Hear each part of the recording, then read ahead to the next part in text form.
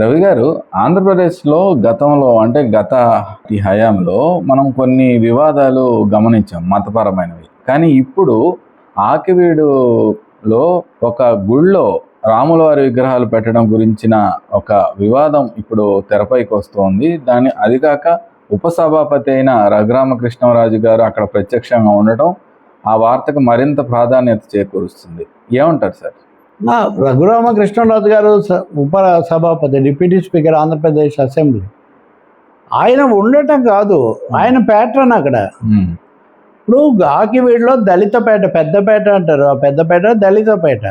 ఆ దళితపేటలో ఒక వాళ్ళు స్థానికంగా పూజించుకునే ఒక మందిరం. ఆ మందిరంలో ఇది గొంతేనమ్మ అని ఒక స్థానిక దేవత. గొంతేనమ్మనే సందమ్మ అని కూడా అంటారు. మీరు గొంతేనమ్మ అంటే గొంతెమ్మ కోరికెళ్ళి ఇట్లాంటివి మీరు వింటుంటారు కదా. అలా గొంతేనమ్మ ఆలయం ఉంది, వాళ్ళు ఎప్పటి నుంచో పూజించుకుంటున్నారు అక్కడ. మీకు తెలుసు కదా, దళితులను గుళ్ళలోకి రానివ్వకపోవడాలు ఇలాంటివి చాలా ఉండేవి, ఇప్పటికీ అనేక చోట్ల ఉన్నాయి. అక్కడికి హఠాత్తుగా కొన్ని రోజుల కిందట కొంతమంది రాముడి విగ్రహాలు అవి తెచ్చి పెడదాం అన్నారు. సరే, మీరు పెట్టుకుంటే పెట్టుకోండి, విగ్రహాలే కదా, చాలా గుళ్ళల్లో అనేక విగ్రహాలు అటు ఇటు ఉంటాయి అని వాళ్ళు ఒప్పుకున్నారు అంతవరకు. కానీ ఈ మధ్య రఘురామకృష్ణరాజు గారు, ఆయన ఉండి నియోజకవర్గ శాసనసభ్యుడు, ఆయన ఊరికి విగ్రహాలు పెట్టి పూజించడం ఎందుకు, మీరు గుడి కట్టుకోండి, నేను మీకు ఖర్చు నేను భరిస్తాను, అది ఇది అని వాళ్ళని పిలిచి అవన్నీ కూడా చెప్పాడు. వాళ్ళు రాముడి గుడి కడతా ఉంటారు. ఎప్పటి నుంచో గొంతేనమ్మ మందిరంగా ఉన్నది, అది ఎలా రాముడి గుడి కడతాము అక్కడ అంటే. సో నిన్న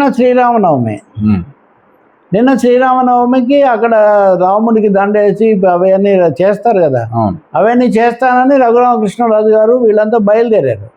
సో అక్కడ స్థానిక ప్రజలు, ఈ పెరుగుతోంది కదా, ఇది మీరే వచ్చారు, మేము పూజించుకుంటుంటే మీరు పూజించుకుంటామంటే మేము ఓకే అన్నాము, మీరు కాస్త ఇక్కడ మందిరం ఇదంతా కట్టి రామాలయంలాగా దీన్ని మార్చేస్తే అంతకుముందు నుంచి ఉన్న మా ఆలయం మా పూజలు ఏం కావాలని వాళ్ళు అభ్యంతరం పెట్టారు.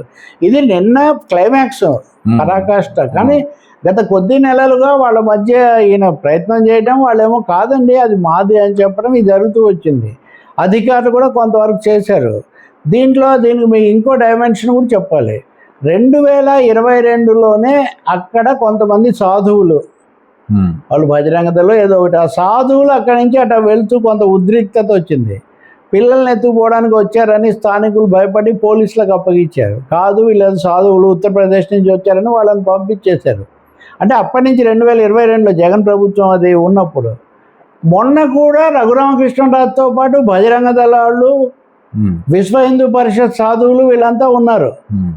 ఇది అయోధ్య లాంటిది అని ఆయన అవన్నీ కూడా చెప్పాడు. ఖచ్చితంగా అయోధ్యలో ఉండే బజరంగ దళాలు లేకపోతే విశ్వ హిందూ పరిషత్తు మందిర నిర్మాణం సమస్య, ఆ లక్షణాలన్నీ కూడా ఆకివీడులో హఠాత్తుగా ప్రత్యక్షమైనవి. సో ఈయన వెళ్తానంటే వాళ్ళు ఆపితే ఈయన పోలీసులు కాన్వాయ్ ఉంటుంది కదా, వాళ్ళని తోసుకోవడం, ఏదైతే కొంత గొడవ జరిగింది, కొంతమంది గాయపడ్డారు. జనసేనకు సంబంధించిన ఆయన గాయపడ్డాడండి. మెయిన్గా ఆయన తెలుగుదేశం కదా, బీజేపీ వాళ్ళు ఉన్నారు. అది అయిన తర్వాత మా మేకులతో కొట్టారు, మా తలలో మేకులు కూర్చారు, అది ఇదని వీళ్ళు ఆందోళన చేశారు. అయితే దాంతోపాటు రఘురామకృష్ణరాజు కొంతమంది వాళ్ళే వెళ్ళి ఆసుపత్రిలో వాళ్ళే గాయపరుచుకొని ఆసుపత్రిలో చేరారు అని ఆయన మీడియాకు ఒక స్టేట్మెంట్ ఇచ్చాడు. అంటే ఉద్దేశం ఏంటి, మేకులతో కొట్టిందేమో వీళ్ళేమో గాయపరుచుకొని చేరారు. అంటే అర్థమయ్యేది ఏంటంటే ఇరువైపులా గాయపడ్డారు. సరే, పోలీసులు నానా తంటాలు పడి వాళ్ళని అక్కడ విడదీసి దాన్ని ముగింపు పలికారు. కానీ అది అయిన తర్వాత దానికి ముందు 2 సార్లు కూడా ఈయన మీడియాతో మాట్లాడారు, ఇంటర్వ్యూలు ఇచ్చారు. వీటన్నిటిలో చెప్పేదంటే కావాలని రెచ్చగొడుతున్నారు.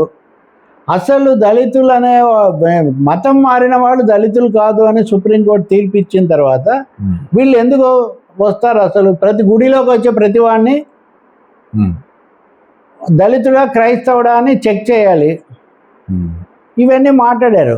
ఇవన్నీ అసందర్భమైన విషయాలు, అవసరం లేని విషయాలు. ఎందుకంటే ఒకటి, ఏదైనా వివాదం ఉంటే పెద్ద మనుషులు లేకపోతే ప్రజాప్రతినిధులు ఇలాంటి సీనియర్లు పరిష్కరించాలి, కానీ వాటిలో తామే దూరి అక్కడ సమస్య చేయటము ఇదంతా ఏమాత్రం వాంఛనీయం కాదు. రెండవది, మీరు మొదట్లో అడిగిన మాట విలువైంది. వివాదాలు వచ్చాయి నిజంగా, రథం తగలబెట్టారని లేకపోతే రాముడి విగ్రహం పగలగొట్టారని తిరుపతి లడ్డు అని రకరకాల ఇవి రాజకీయంగా సాగిన మత వివాదాలే కానీ ఘర్షణలు కాదు. అందులో నేరుగా రెండు మతాల మధ్యలో లాగా వచ్చినవి కాదు.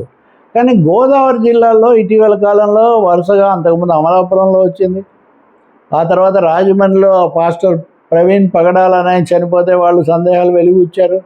మొన్న ఒక పాస్టర్ ఎవరో లోపల నుంచి మాట్లాడాడు పవన్ కళ్యాణ్ మీద, ఆయన మీద కేసు పెట్టారు. ఇప్పుడేమో ఇది అంటే ఏదో ఒక విధంగా ఈ చినికి గాలివాన్లాగా ఇవి మతపరమైన తీసుకుంటే ఇప్పటి వరకు తెలుగు రాష్ట్రాలు, దక్షిణ భారతదేశం ఈ మత కళ ఘర్షణలు వీటికి దూరంగా ఉంది. పెరగకుండా చూడాల్సిన అవసరం ఉంది.